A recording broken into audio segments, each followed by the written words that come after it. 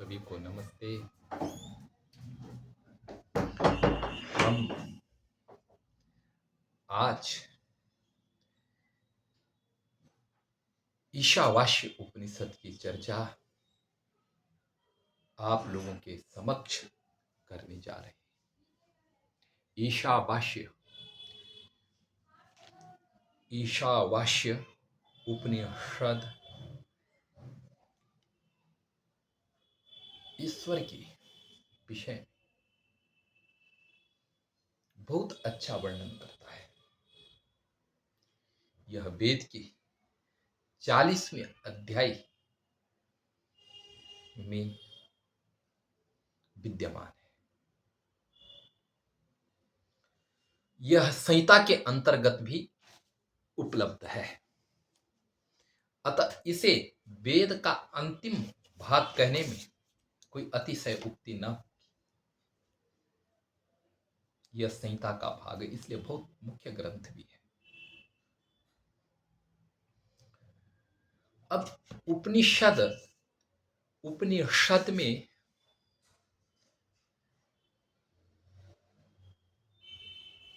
भारतीयता का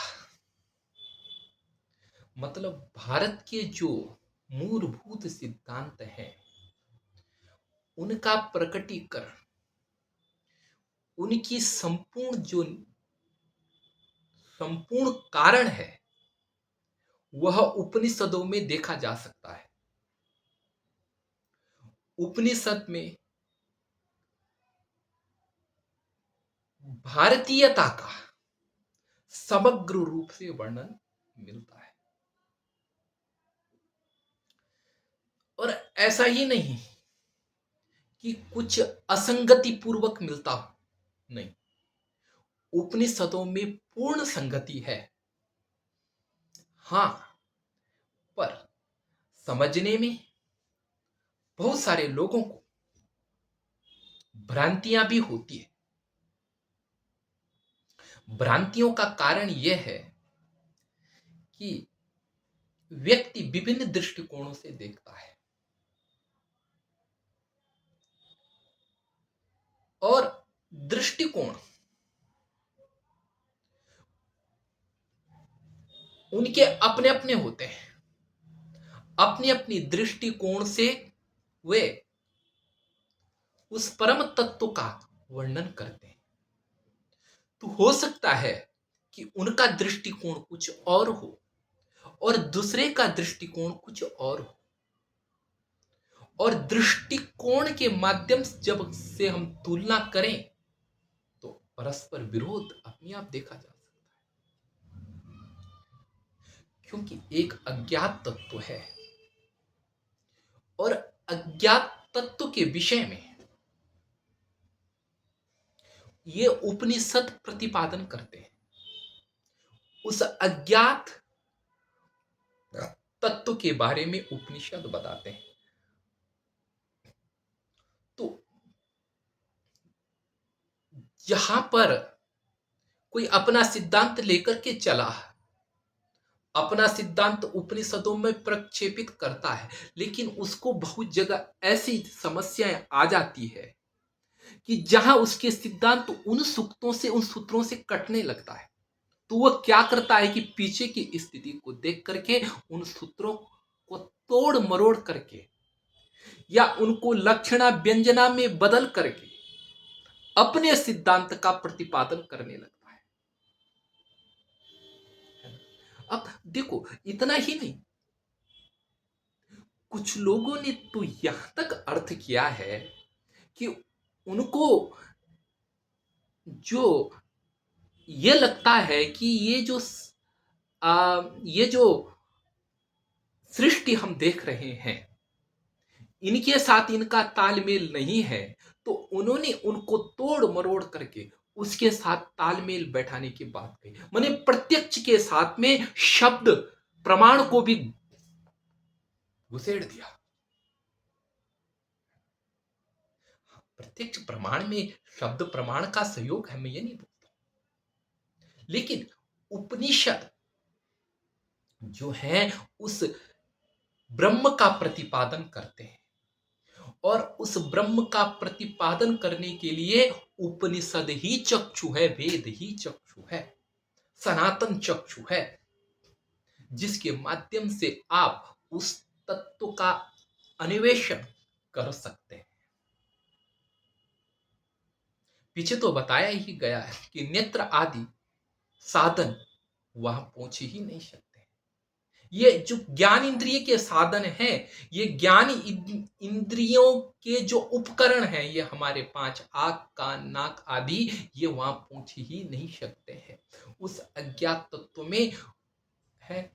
तो जब ये वहां पहुंच ही नहीं सकते हैं, तो लोग क्या करते हैं, ज्ञात के माध्यम से, जो ये जो प्रकृति है इसके माध्यम से, जो आंख कान देख रहे हैं, उन वस्तुओं के माध्यम से, उन विषयों के माध्यम से उस ब्रह्म का प्रतिपादन करने लगते हैं।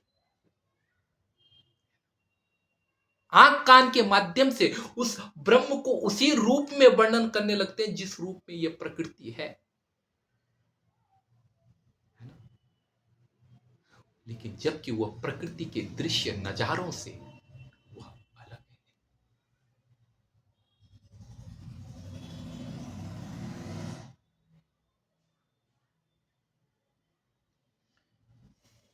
वह क्या है, इंद्रियों से अतीत है। और इतना ही नहीं, उपनिषदों ने तो उसको निषेध मुख से भी प्रतिपादन किया है। निषेध मुख से कहें तो नीति नीति कह करके उसका प्रतिपादन किया है। नहीं नहीं से एक स्थिति में, ऐसी स्थिति में जहां पर आ जाए कि जहां पर नहीं का खंडन न हो, वही ब्रह्म है। हमने पीछे बहुत प्रतिपादन किया, आप उसे पीछे जरूर सुने। अब हम ईशावास्य उपनिषद में जब आते हैं, तो ईशावास्य उपनिषद में एक मंगलाचरण कहीं, मंगलाचरण ही दिया गया है, क्योंकि यह वेद की 40वें अध्याय में नहीं आ रखा है।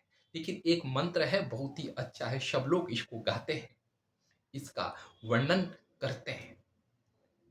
तो आए हम इस मंत्र का विचार करते, इस मंत्र के ऊपर। तो मंत्र यह है, और इसको शांति शांति शांति पाठ के रूप में भी रखा गया है। शांति पाठ का मतलब विघ्न शांत हो जाए, मेरी पढ़ाई मेरे कार्य में कोई विघ्न न आए, इसलिए शांति पाठ के रूप में उपनिषदों में पहले शांति पाठ रखा गया है। गुरु शिष्य मिलकर के परमात्मा से अपने विघ्नों को शांति करने के लिए, अपने मानसिक जो विघ्न हैं पढ़ाई में आने वाले, उनको हटाने के लिए, उन अनुबंधों को हटाने के लिए, जो शरीर में आने वाली बाधाएं हैं उनको हटाने के लिए, कभी दुख आ जाता है, शरीर में नहीं पढ़ाई हो पाती, मन में दुख पैदा हो जाते हैं, नहीं पढ़ाई हो पाती, बाहर से बाधाएं आ जाती है, उन बाधाओं को शांत करने के लिए शांति पाठ किया जाता है। शांति पाठ क्या है, तो शांति पाठ में परमात्मा का पूर्णत्व बताया गया है। क्या कहा गया, ओम पूर्णमदः पूर्णमिदं पूर्णात् पूर्णमुदच्यते पूर्णस्य पूर्णमादाय पूर्णमेवावशिष्यते पूर्णमेवावशिष्यते है। अच्छा, इस मंत्र को कुछ लोग तो है, पूर्ण माने कुछ कर्म कांडी तो इस मंत्र को अंतिम आहुति देते हैं। भगवान जाने वो कैसे देते हैं, शायद उन्होंने इस मंत्र को समझा ही ना है। यह पूर्ण आहुति देने का मंत्र नहीं, ये तुम अपनी कल्पना करो कि इस मंत्र से चावल चढ़ाओ, उस मंत्र से धूप चढ़ाओ, लेकिन मंत्रों में वो बात नहीं आ रखी। वेदों के मंत्रों में जिससे आप धूप लगाते हो, या देखिए पानी चढ़ाते हो, या चावल चढ़ाते हो, उस मंत्र में वो चीजें नहीं आ रखी, वो आपका एक प्रक्षेपण है।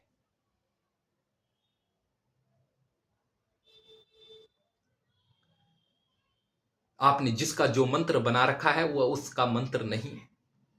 जो वेद प्रतिपाद्य वेद मंत्रों की मैं बात कर रहा हूं, तो हो सकता है उन्होंने किया हो, इसलिए क्योंकि पूर्ण शब्द आ रखा है, पूर्ण ब्रह्म है, इसलिए हम इसको समापन कर रहे हैं तो पूर्ण हो जाए, यही भाव हो सकता है। लेकिन यह मंत्र उसके लिए नहीं है, उसी के लिए नहीं है। यह मंत्र उपनिषदों में आया है और यह अथर्ववेद में भी इसी प्रकार आया है।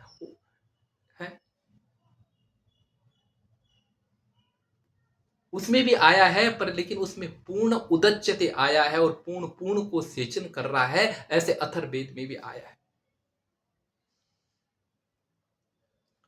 और अथर्ववेद के विकास क्रम में यह मंत्र हो सकता है कि यहां पर दूसरे रूप में आया हो, क्योंकि सुधार होता रहता है।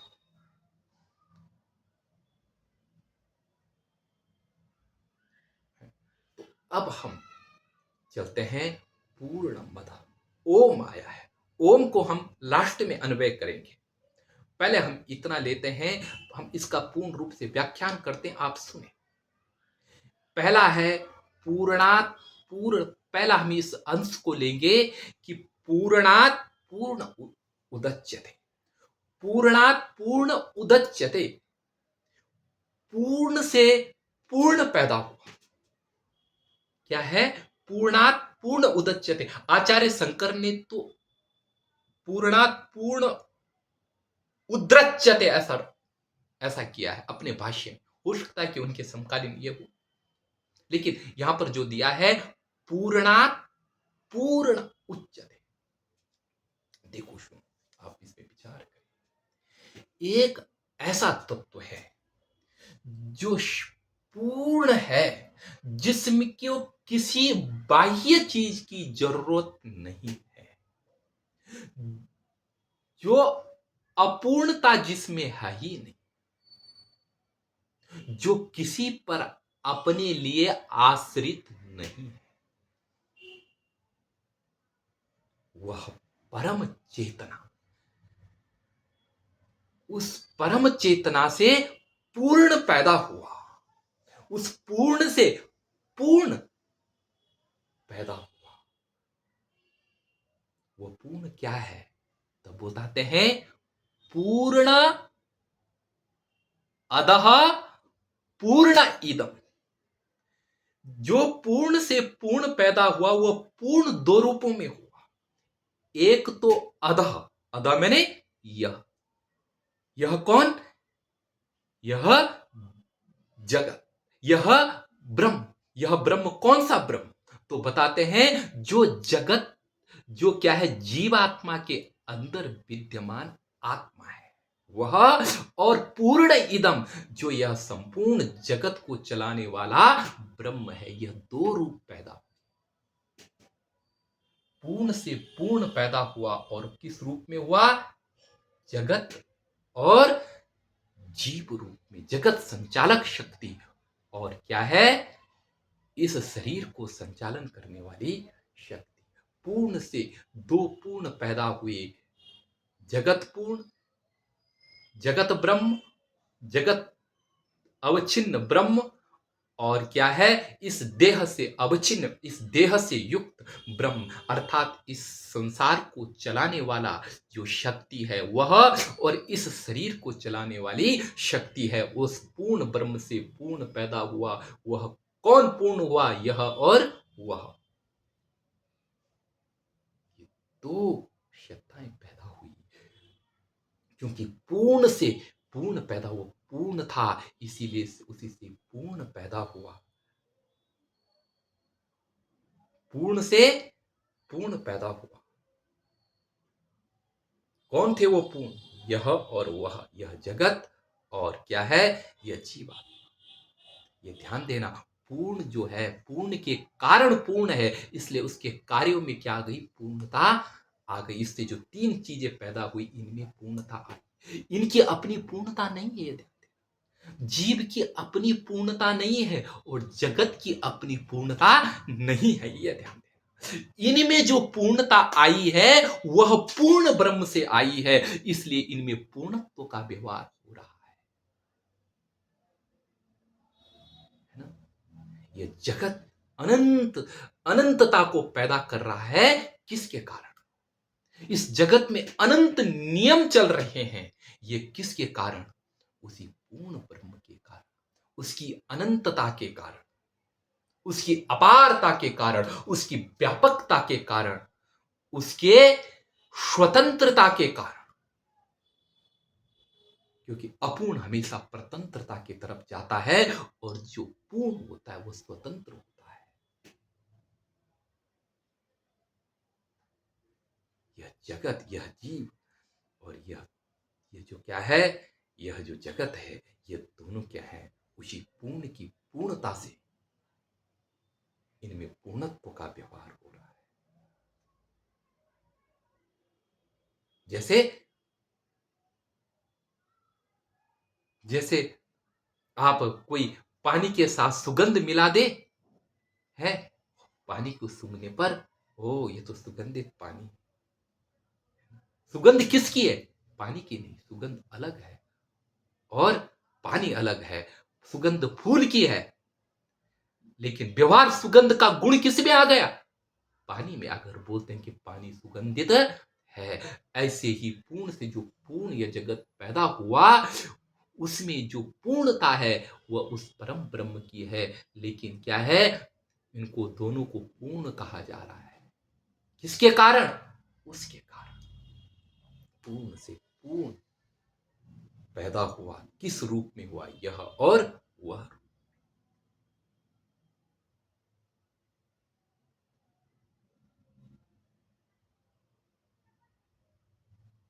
आगे बताते हैं, पूर्णस्य पूर्ण पूर्णस्य पूर्ण आधार, उस पूर्ण ब्रह्म का, उस पूर्ण ब्रह्म का पूर्णत्व को लेकर के वह जो क्या है, ध्यान देना। अब थोड़ा विचार करें, ये जो पूर्ण है दोनों, इनमें जो पूर्णता है वह किसकी? उस ब्रह्म की है। तो उस ब्रह्म की पूर्णता को लेकर के पूर्ण की पूर्ण पूर्णस्य पूर्ण पूर्णमादाय पूर्ण पूर्ण का पूर्ण लेकर के, अर्थात जो जगत में जो क्या है, पूर्णता जो है जगत की, उस जो ब्रह्म की पूर्णता है उस जगत में, उस पूर्ण को लेकर के पूर्ण रूप में ही वह अवशेष है, माने अलग विद्यमान। कहने का तात्पर्य है कि वह ईश्वर जगत के साथ पूर्ण होता हुआ भी वह अपनी पूर्णता के साथ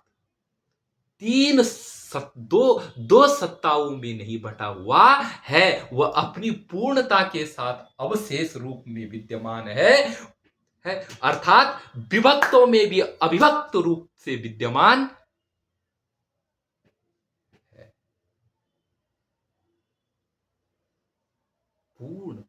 अपने पूर्णत्व को लेकर के पूर्ण रूप से ही विद्यमान है, अवशेष है, स्थिर है, किनारा है, अलग है।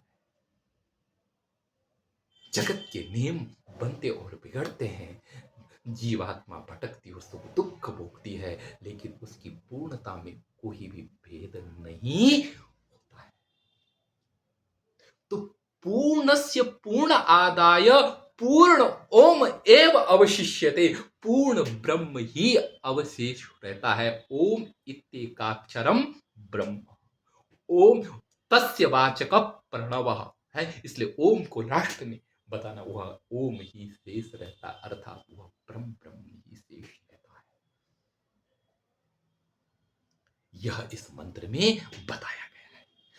इस मंत्र में यह बताया गया है कि वह ईश्वर जो विभिन्न रूप में है, उसकी पूर्णता पर कोई भी टक्कर नहीं। वो पूर्ण है, यह पूर्ण और वह पूर्ण। जगत और जीवात्मा, जीव ब्रह्म और जगत ब्रह्म, ये दोनों पूर्ण है, क्योंकि यह दोनों पूर्ण से पैदा हुए हैं। पूर्णात पूर्ण उच्यते, पूर्ण से पूर्ण पैदा हुआ है। जीव ब्रह्म और क्या है, जगत ब्रह्म, ये दोनों पूर्ण से ही पैदा हुए हैं, पूर्ण से ही ये पूर्ण पैदा हुए हैं। और इन्हीं पूर्ण को लेकर के वह पूर्ण, वह परमात्मा इन्हीं पूर्णों को लेकर के अपने पूर्ण रूप में स्थित होता है।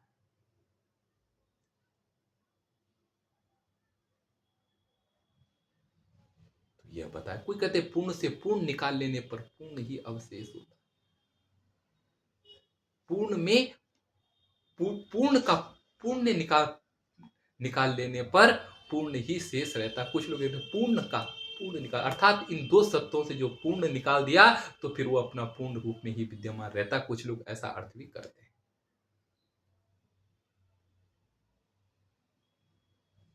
अर्थात जो दो सत्ता पूर्ण, उससे पूर्ण को अलग कर दिया तो पूर्ण अपने में फिर शेष रह जाता है, ऐसा भी अर्थ करते हैं। पूर्ण से पूर्ण माधाय पूर्ण में। अच्छा, तो यह तो उपनिषद के प्रथम शांति मंत्र है, इसका अर्थ। अब आते हैं हम ईशावास्य उपनिषद में चर्चा करने।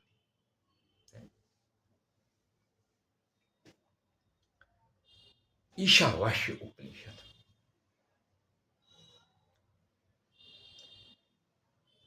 देखो ये क्या है, ईश शब्द से,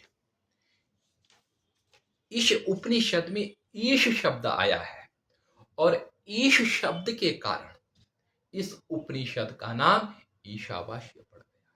किसी व्यक्ति के नाम से, मंत्र के नाम, केन उपनिषद, केन के नाम।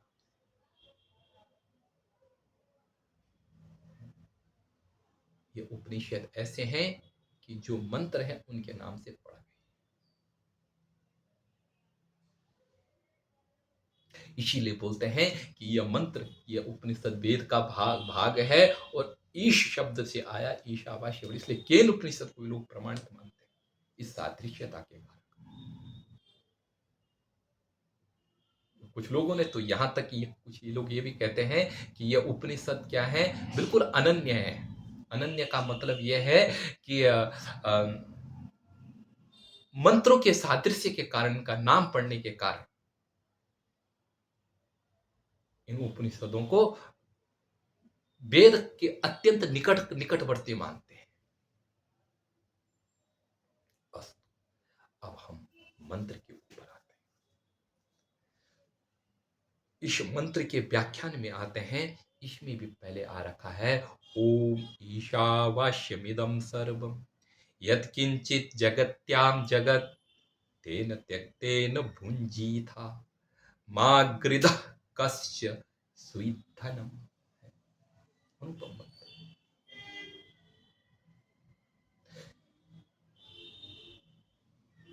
आपको देखो, पहले ये भारतीय संस्कृति है, भारतीय संस्कृति का ये पावन मंत्र है। इस मंत्र में बता रखा है, इस मंत्र के अनेक किस्म से अर्थ करते हैं। और जहां तक कि मैंने कहीं यह भी पढ़ा है कि यह मंत्र कहीं इस रूप में भी आया है कि ईश दत्त मिदम सर्व यत्किंचित जगत्याम। यह सब ईश्वर के द्वारा दिया गया है जो कुछ जगत में है। ऐसा भी कुछ लोगों का कहना है। ये किसने, मैंने नहीं, राहुल सांस्कृत्याय ने अपने विश्व की रूपरेखा नामक पुस्तक में इस मंत्र को इस प्रकार उद्धृत किया। उन्होंने कहीं पाया होगा, इसीलिए किया। तो अब हम इसका व्याख्यान करते हैं। तो देखो, ईशावास्य, ईशावास्य,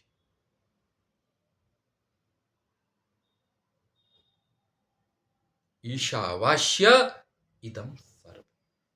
पहले एक किस्म का अर्थ करते हैं। पहला अर्थ यह करते हैं कि सब ईश्वर के द्वारा आच्छादित है। शब का मतलब ब्रह्मांड से लेकर के संपूर्ण विश्व चराचर, पूरा ब्रह्मांड, ब्रह्मांड से बाहर अंदर जो कुछ है, जिसमें यह फैल भी रहा है, वैज्ञानिकों की बात भी माने तो सारा उस परमात्मा के द्वारा ढका हुआ है।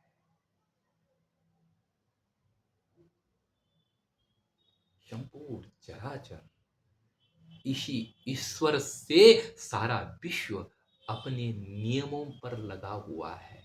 सूर्य पृथ्वी अपने चक्कर लगा रही है, पृथ्वी सूर्य का चक्कर लगा रही है। दिन रात जो हो रही है, ये इसी ईश्वर के शासन के कारण हो रहा है। पृथ्वी का तो चक्कर लगाना है और उस चक्कर से इस धराधाम में दिन और रात्रि हो रही है। दिन में कार्य हो रहा है, रात को सोना हो रहा है। ये सब पृथ्वी को पता नहीं कि मेरे चक्कर से ये हो रहा है, लेकिन ये काम कर रही है, अहर्निश कार्य कर रही है। किसके कारण? उसी व्यापक चेतना के कारण। सब कार्यरत है। जितने भी ग्रह नक्षत्र हो रहे चल रहे हैं, उन ग्रह नक्षत्र इस पूरे विश्व में जो भी क्रिया अणु परमाणु से लेकर के सूक्ष्म से लेकर के महान से महानतम तक जो भी क्रिया हो रही है, वह सब उसी ईश्वर के शासन से। और इसलिए ईशा माने जो शासन करने वाला परमात्मा है, उसी के द्वारा यह सब आच्छादित है, ढका हुआ है। उसी के शासन से सब कुछ चल रहा है। उस ईशा वाष्यम, सब सर्वम ईशावास्यम, सब ईश के द्वारा आच्छादित है। लेकिन जगत्याम जगत, जगत में जो जगत है, अर्थात जगत में भी जो संसार में भी जो संसार के पदार्थ, अब जीवात्मा को के लिए कुछ विधान किया जा रहा है। बोला संसार में जो कुछ है, तेन त्यक्तेन, उसका त्याग पूर्वक भुंजी था भोग करो। त्याग पूर्वक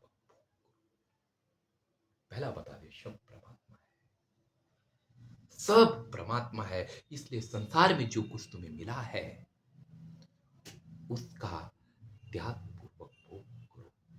दो चीजें, त्याग पूर्वक अर्थात सब कुछ परमात्मा है, और त्याग जो तुम कर रहे हो वो सब परमात्मा के लिए ही कर रहे हो। इसलिए तेन जो जगत में है, उसका त्याग पूर्वक भोग करो। त्याग यानी कि मनुष्य के लिए ही त्याग, संपूर्ण जीवों के लिए त्याग पूर्वक भोग करो।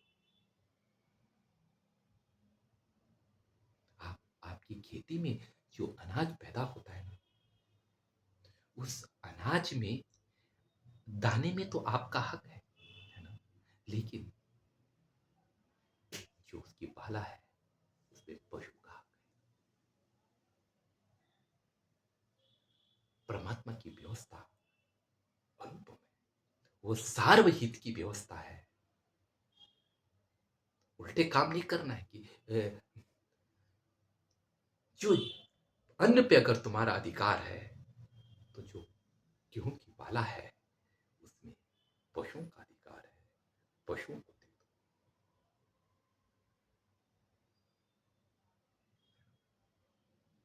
दो। जो अन्न आपको मिला है, उस अन्न में आपकी कुछ बाला ही छूट जाती है, छूटने दो, क्योंकि उसमें किसी दूसरे जीव का भी अधिकार है। जीवों का अधिकार होगा, अन्य जीवों का अधिकार होगा।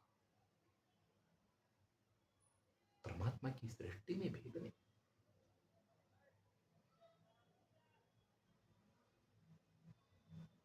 दे दो, क्योंकि प्रकृति केवल तुम्हारे लिए नहीं है, प्रकृति परमात्मा ने हर जीव के लिए बनाई है। विश्व के प्रत्येक जीव का इस प्रकृति पर अधिकार है। संपूर्ण जीवों का जीने का अधिकार है। इसलिए भारत भूमि से ही तो ये सूत्र निकलता है, जियो और जीने दो।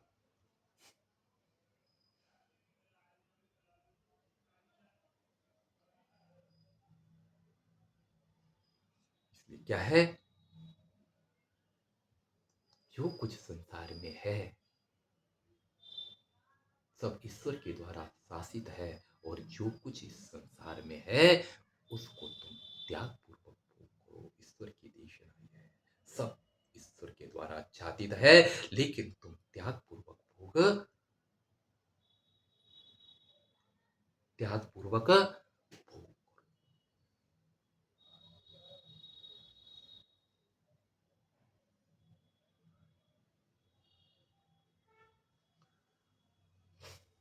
तुम त्याग पूर्वक भोग करो, तुम्हारा त्याग। तुम्हें यह ख्याल रखना है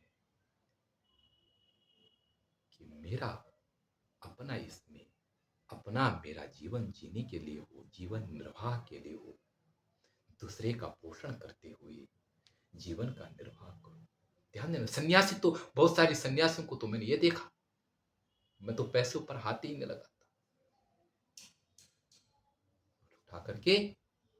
एक ने तो क्या है, एक तो मैं सोच ये देखा मैंने कि उसने पैसे इकट्ठे किए और उसने रोड में बिखेर के चले गए। नहीं, ये संस्कृति नहीं। उस पैसे का सदुपयोग आप भोग कर रहे हैं, दूसरे को भी क्या है, आपको पूंजी था, आप भोग करो, आपको जीने का अधिकार है, भोग के बिना आप जी नहीं सकते। तो अतः क्या है, दूसरे के लिए भी भोग की व्यवस्था करो। अगर आपका भोग में एकल अधिकार आप जमाएंगे तो समाज में विषमता पैदा होगी, क्योंकि भोग ही हिंसा को पैदा करते हैं। कोई एक व्यक्ति भूखा है, उसके आपने उसको नहीं दिया, या आप भूखे हैं आपने किसी से छीन लिया अपनी भूख को मिटाने के लिए, उसका हक मर गया, हिंसा हो गई।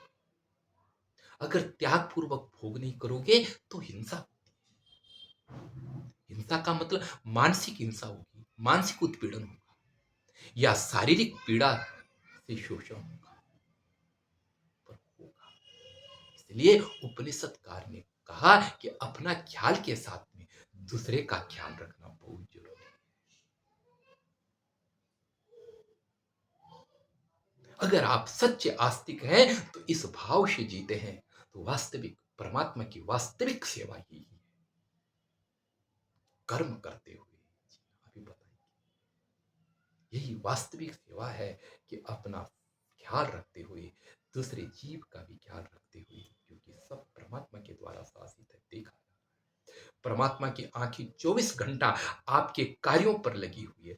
पश्यत्य चक्षु शृणोत्य करण, कितनी बार हमने इसको बताया है। बोलता जब सब ईश्वर के द्वारा, अरे जब सब ईश्वर के द्वारा आच्छादित हो तो दिखता क्यों नहीं है? जब सब कुछ ईश्वर के द्वारा ढका हुआ है तो दिखता क्यों नहीं? हमारे आंखों से क्यों नहीं दिखता? अभी तो हमने पीछे से बात किया है, लेकिन दिखता क्यों नहीं? वो पीछे बताया सब पूर्ण, यही सब है, परिपूर्ण है, तो दिखता क्यों नहीं? अरे दिखना भी तो चाहिए, है ना? तो आप मेरी बात को सुन रहे, मैं आपकी बात की बात अभी देखते हैं। आप मेरी बात को सुन रहे, मैं आपकी बात को सुन रहे हैं, आप विचार कर रहे हैं, आपके पास बुद्धि है ना, आपके पास श्रद्धा भी है, ईश्वर भक्ति भी है, आपके मन में क्रोध भी आता है, आपकी बुद्धि विचलित भी होती है, आपकी बुद्धि अच्छी भी होती है, लेकिन क्या ये दिखते हैं?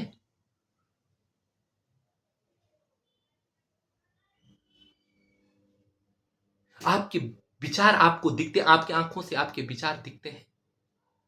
या आपके दांत में जब पीड़ा होगी तो मैं उसे देखना चाहूं तो क्या मेरे उसे देख पाऊंगा? आपका आपके शरीर में दर्द पीड़ा होती है, क्या आपकी आंखें उसे देख पाती है? क्या आपकी त्वचा उसे स्पर्श कर पाती है? नहीं, वह अनुभव का विषय होता है। आपकी आंखें आपके विचार को, आपकी बुद्धि को नहीं देख सकती है। आपकी नाक आपके हाथों से स्पर्श नहीं कर सकती। बुद्धि को क्या स्पर्श करेंगे आपके विचार?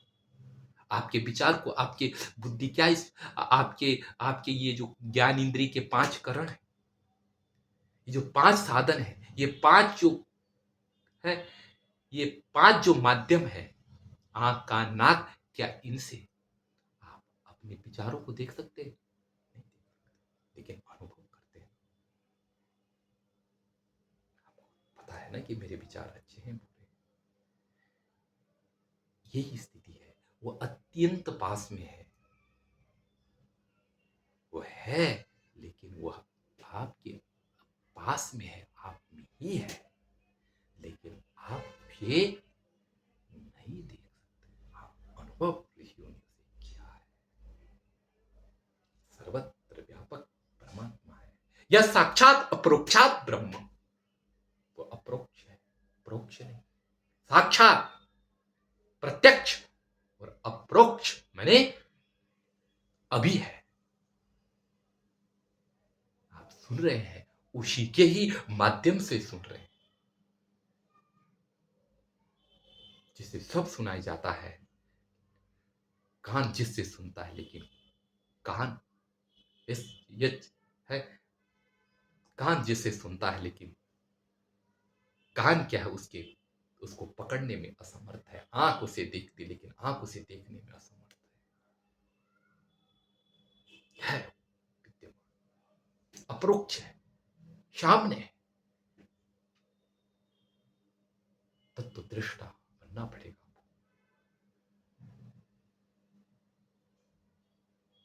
इसीलिए आपको जो भी काम करना है, उसके शासन में काम करना है और त्याग पूर्वक भोग करना है। जो कुछ आपको मिला है संसार में,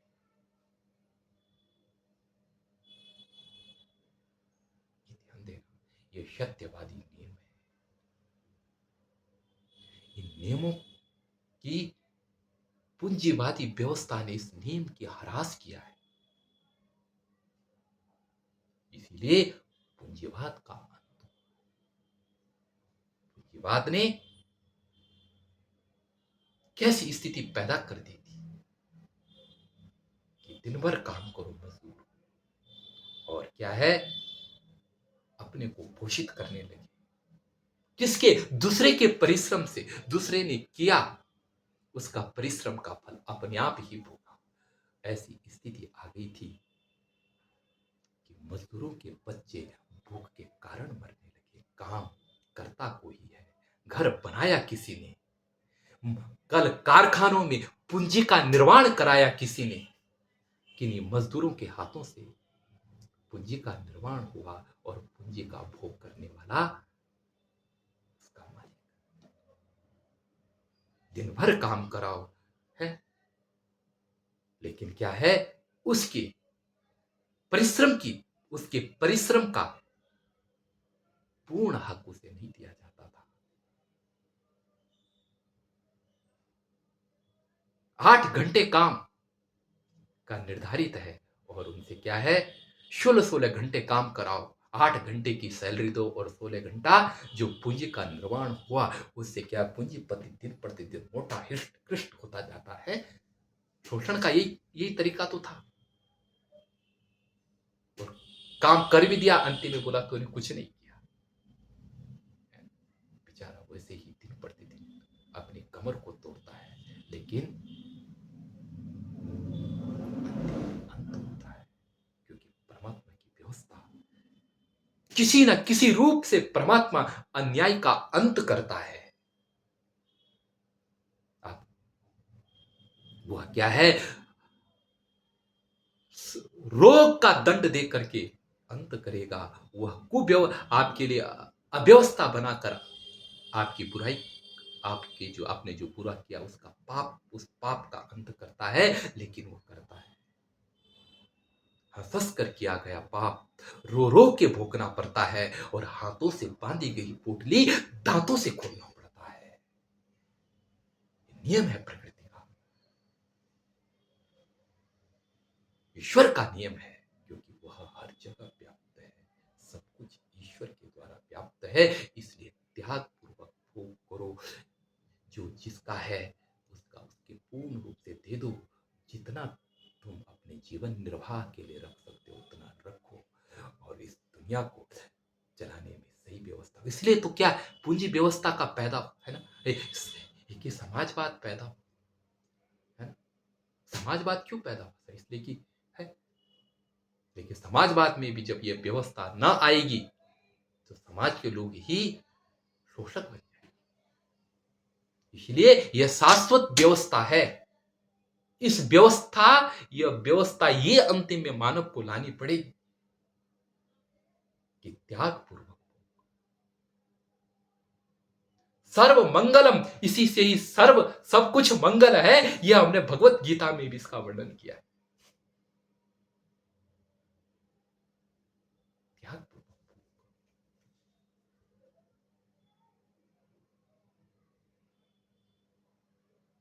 हमारे ऋषि मुनि महान त्यागी हुए, उन्होंने अपना जीवन त्याग पूर्वक जिया।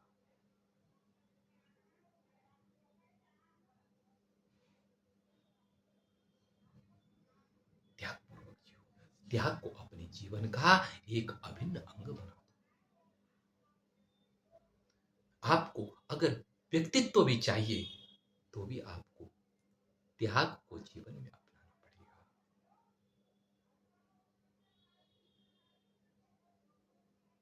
आपको भूख लगी है, दूसरे को भी भूख लगी है, किसको भोजन दोगे? आप है, आप तो आप अपनी भूख को वरीयता दोगे कि मुझे भूख लगी है ना, मैं ही खाऊंगा, या आप दूसरे को भी देंगे? तो अगर आप क्या है, दूसरे को नहीं दे रहे, अपने आप ही खा रहे हैं, तो आपने अपनी भूख तो शांत कर दी, लेकिन दूसरे की भूख तो, दूसरा तो भूखा है। तो ऐसी जगह आधा आधा हिस्सा करके अगर आप खाते हैं तो आप अपने अस्तित्व की भी रक्षा करते हैं और दूसरे के अस्तित्व की भी रक्षा करते हैं। आप जीते हैं और दूसरे को भी जीने का एक रास्ता देते हैं।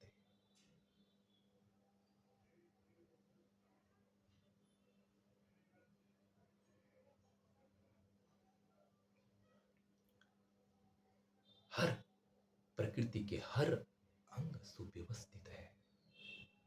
प्रकृति में हर चीज की अपने अपने इस प्रकृति को चलाने में व्यवस्था कर रहा है, ये ध्यान दें।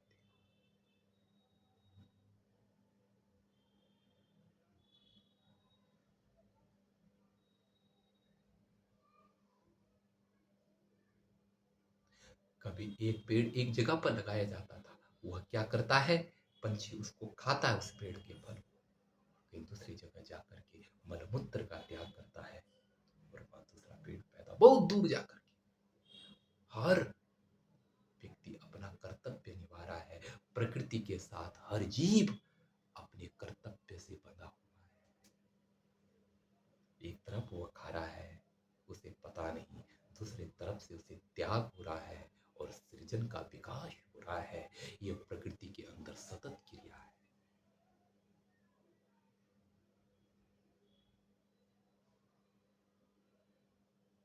प्रकृति में अनंत नियमों की व्यवस्था है और सारे नियम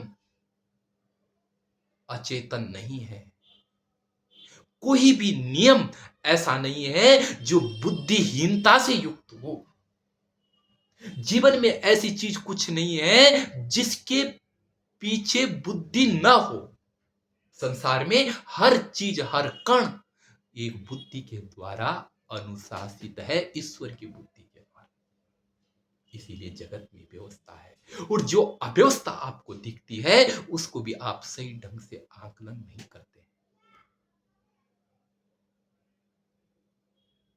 आप देखते कि दुख है ना, पूरा दुख आ गया, रोने लग गए, लेकिन वह दुख, वह तनाव, वह टेंशन, वह पीड़ा कुछ ना कुछ परिवर्तन करने के लिए आ रखी है, और वह भी बुद्धिपूर्वक है।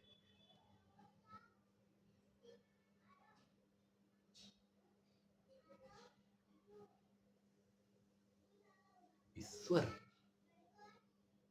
कहा हर कार्य के पीछे, हर जीव के लिए एक वरदान छिपा हुआ है, उसी का ही प्रसाद हर कण कण से जीव के लिए मिल रहा है। उसका हर नियम उसके अनुशासन से शासित है।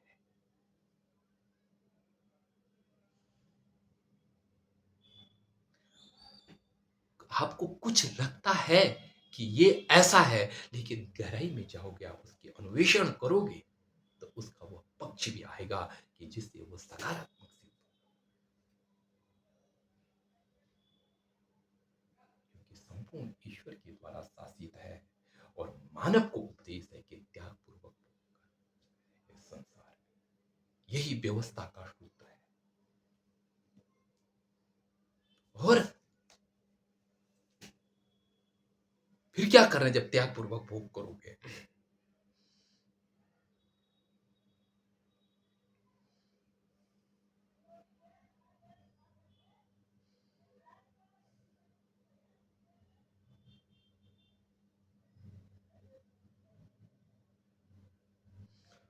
और आगे बताते हैं,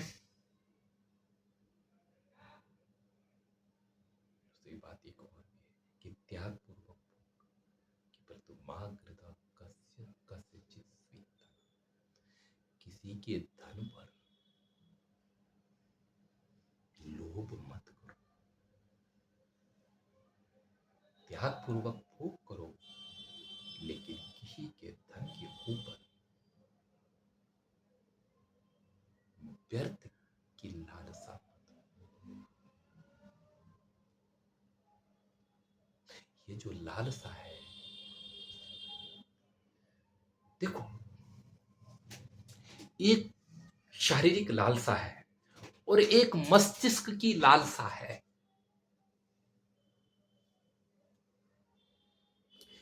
एक तो जन्मजात लालसा है और एक अर्जित लालसा है। आप ये समझो, जन्मजात जो लालसा है वह शरीर की है, शरीर को कुछ चाहिए, बस इतना ही काफी। लेकिन अर्जित जो लालसा है वह समाज में अपना वर्चस्व उठाने के लिए व्यक्ति के अपने अपने में पैदा करके रखी है। मुझे धन चाहिए, ठीक है, चाहिए, लेकिन मुझे इतना धन चाहिए कि लोग मुझे पूजने लग जाए, मुझे श्रेष्ठ मानने लग जाए, मैं फिर लोगों को अन्यों सदृशो में, फिर मेरे जैसे दूसरा कौन होगा?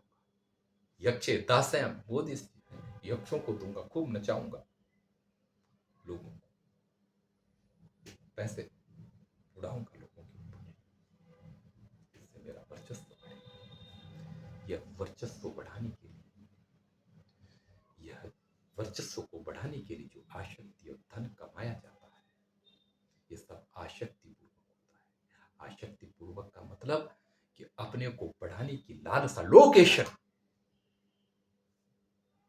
लोकेशना, वित्तेषणा, ये सब ऐषणा, वित्तेषणा से लोकेशना बड़ी तीव्र होती है। किसी के धन की आसक्त मत हो, किसी की धन की लालसा नहीं करनी, क्योंकि लालसा हमने बताया था पीछे, स्वर्णिम नियम को ध्यान रखना। हमने बौद्ध दर्शन में जब मध्यम प्रतिपदा का वर्णन किया था, तो वहां पर हमने बताया था, आपके पास लोभ का न होना, लोभ ही आपके पास नहीं है, तो आपका व्यक्तित्व बिल्कुल खत्म हो जाएगा। क्योंकि आप जब लोभ ही नहीं है आपके पास, ऐसा लोभ भी नहीं है कि मैं क्या है, मैं खाऊं पीऊं, यह भाव ही नहीं है, अपनी वस्तु किसी के धन, अपना धन है, उसके प्रति तो थोड़ा सा। तो आपके पास लोभ ही ना हो तो भी आप गर्त में जाएंगे, और आपके पास अति लोभ हो तो भी आप चोर चोर और है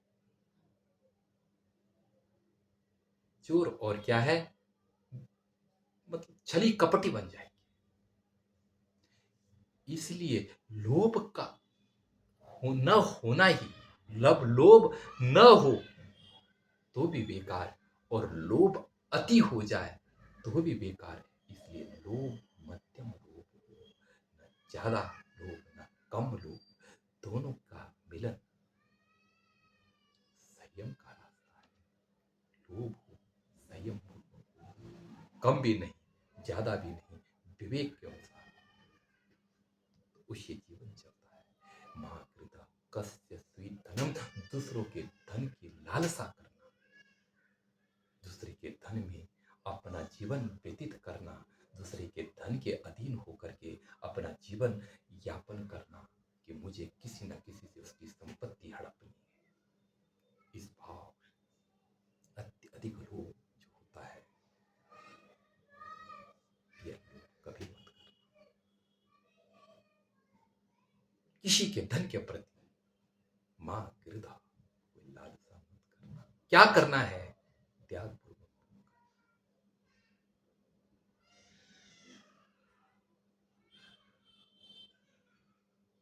मां गिरधा कस्य चित स्वीत धन,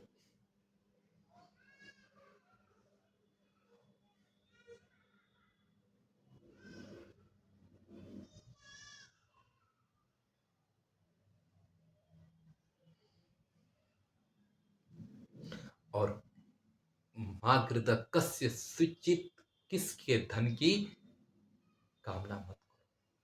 और कुछ लोग तो यह अर्थ करते हैं कि त्यागेन भुंजी था, त्याग पूर्वक भोग करो, मां गिरधा आसक्ति मत करो। क्यों कि कस्य चित, कस्य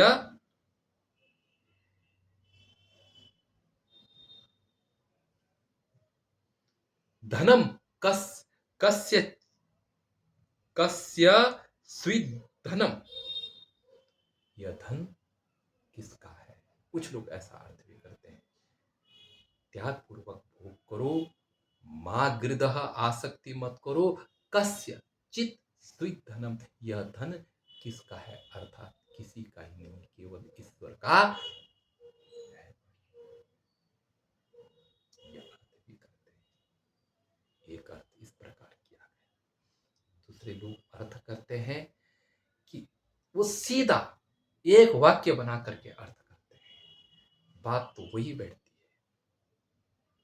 जो पहले वाला अर्थ किया, ये शायद शाइन ने किया है, मैंने पढ़ा है, लेकिन दूसरे लोग जो अर्थ करते हैं वह ये करते हैं कि जगत्याम यद किंचित, जगत्याम यद किंचित,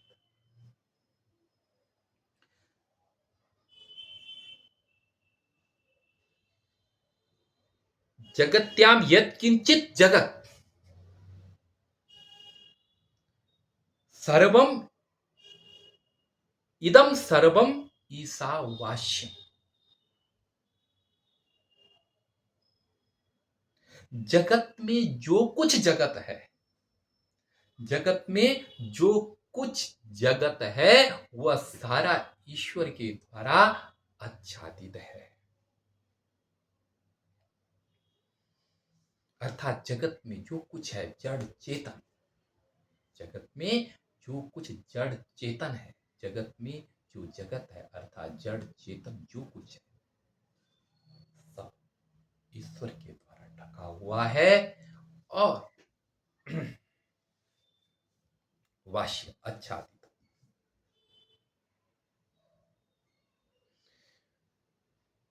तेन मन उस ईश्वर को साथ रखते हुए, तेन सह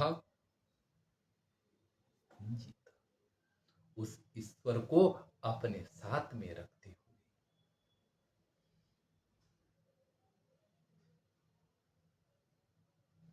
उस ईश्वर को साथ हाथ में रखते हुए त्याग पूर्वक भोग।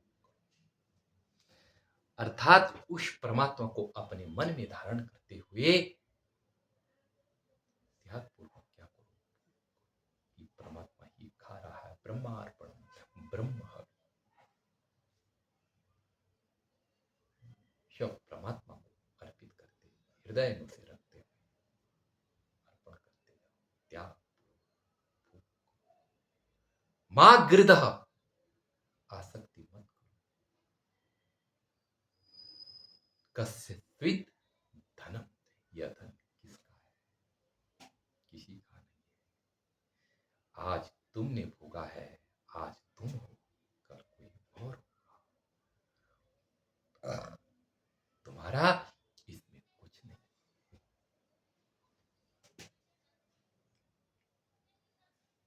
सब उस ईश्वर का ही है। आप झूठी आसक्ति ग्रहण मत बनो। आप एक क्या है? ट्रस्टी है। आपको यह मिला है, आप इसके मालिक नहीं। इस जगत में जो कुछ है आप इसके मालिक नहीं। आप इसके ट्रस्टी हैं, इसके संरक्षक हैं। आप इसके माध्यम से पुण्य करो लोगों के लिए। ये जो कुछ मिला है इसमें अपना आग्रह नहीं, या आपको ये एक संस्था चलानी है जिससे लोगों का हित हो। इस तरीके से चलाओ, यह आपका पावन भाव होना चाहिए। तो यह उपनिषदों की गहरी पुकार है। इसको आप समझो, विचार करो। यह आपको उस पावनता तक ले जाएगा, उस ईश्वर तक ले जाएगा। यह मार्ग ईश्वर तक जाने का मार्ग है।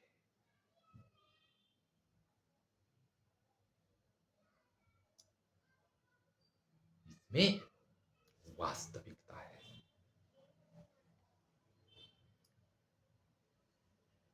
देखो स्पष्ट है ना कि ईश्वर बता दिया, ईश्वर सब कुछ है ना।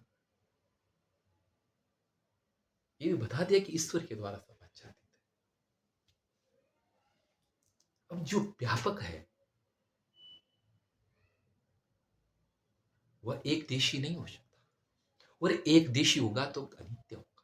ये याद रखना। अगर आप ये समझते हैं कि ईश्वर कोई रूप देकर के मेरे सामने आएगा, या ईश्वर का कोई आकार, कोई मूंछ फटका कर गधा सिर में रख करके आपकी रक्षा के लिए खड़ा है, तो वह एक देशी है। एक देशी में जैसा व्यक्तित्व मेरा ऐसा ही व्यक्तित्व उसका भी होगा, तो पदार्थ जन्य होगा, वह व्यापक नहीं होगा, अतः ईश्वर नहीं होगा। ईश्वर जो है वह सर्वदेशी है, एक देशी नहीं। सर्वदेशी माने व्यापक है। जो छोटा होगा वो तुच्छ होगा, अल्प होगा। वो यद अल्पम तन्मर्त्यम, जो कुछ अल्प है वह विनाशी है। उपनिषद का कहना है। जो वही भूमा तदमृतम, जो भूमा है, जो व्यापक है, बृहद है, वह अविनाशी है। और वही क्या है? ईश्वर है। और वही के द्वारा सब कुछ ढका हुआ है।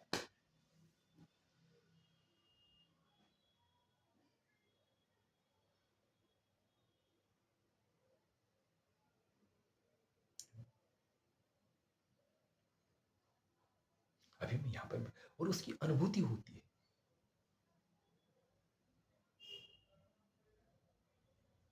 वह अव्यक्त है, व्यापक है, लेकिन आप उसका अनुभव कर सकते हैं उपनिषदों के द्वारा।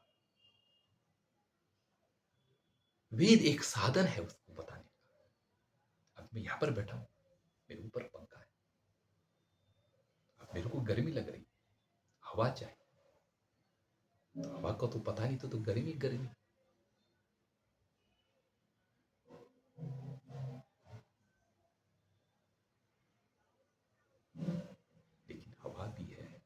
हवा के लिए बटन दबाऊंगा, पंखा चलेगा। यही है, यहीं से देगा। लेकिन अभी पता नहीं,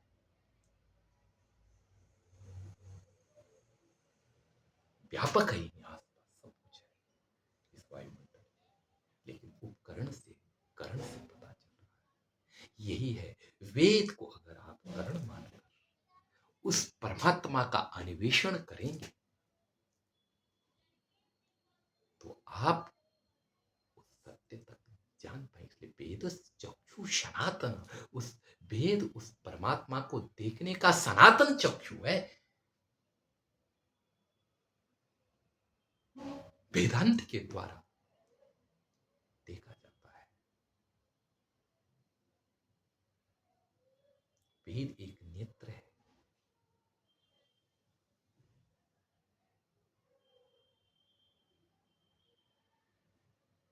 उसके द्वारा उसे समझा जाता है, उसके द्वारा उस तत्व तक पहुंचा जाता है, उस व्यापक तत्व के द्वारा उस व्यापक तक पहुंचा जाता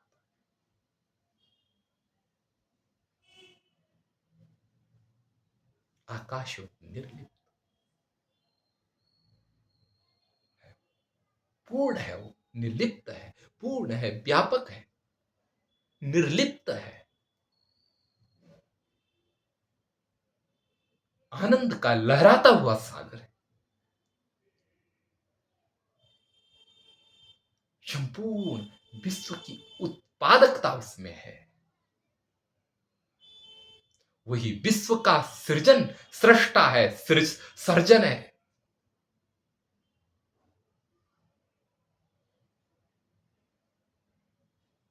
वो सब कुछ बना सकता है, लेकिन उसे कोई नहीं बना सकता है, उसे कोई नहीं जन्म दे सकता है।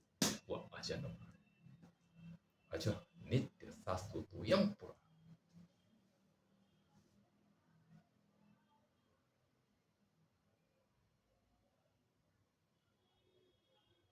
अजय। उपनिषदों में तो हर जगह है ना?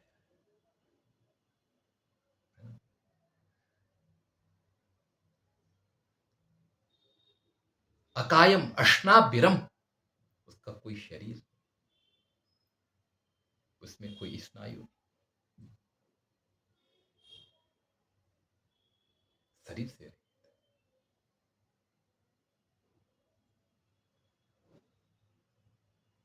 तो परमात्मा ऐसा है। अतः आपको उसकी शरण जाना चाहिए, उसको समझना चाहिए, उसको जान करके अपना जीवन कृतार्थ बनाना चाहिए।